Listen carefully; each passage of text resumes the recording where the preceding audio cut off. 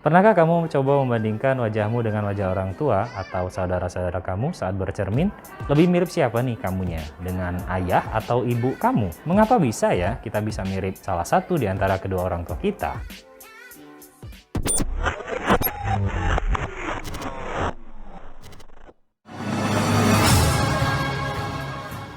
Assalamualaikum warahmatullahi wabarakatuh. Tabi pun, perkenalkan saya Angga Prayoga dari SMP ITA Raihan Bandar Lampung.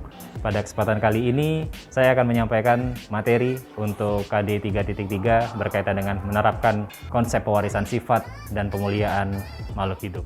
Baik, di video pembuka tadi kita sudah menyaksikan bagaimana ada seorang yang kebingungan memikirkan bagaimana dia lebih mirip pada ayah atau ibunya.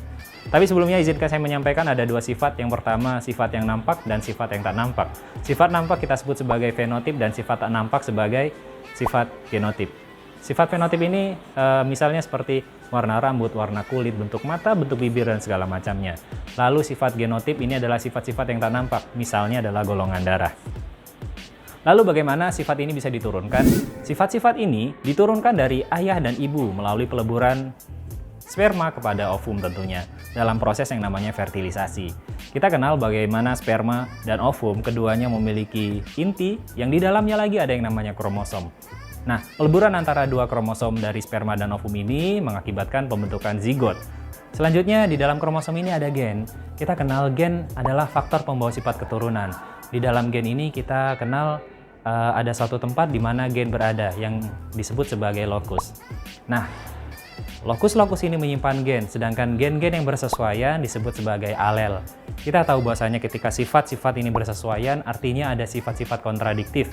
Misalnya, satu simbol kita ambil sebagai genotip yaitu M besar, itu mewakili sifat dominan, dan M kecil mewakili sifat resesif. Seandainya ada suatu persilangan antara M besar, bunga berwarna merah, seandainya dengan M kecil, bunga berwarna putih, maka seluruh keturunan pertamanya adalah M besar, M kecil dengan sifat fenotip yaitu merah. Sifat yang dibawa oleh alel ini dikenal sebagai tiga kondisi. Yang pertama adalah homozigot, heterozigot, dan resesif.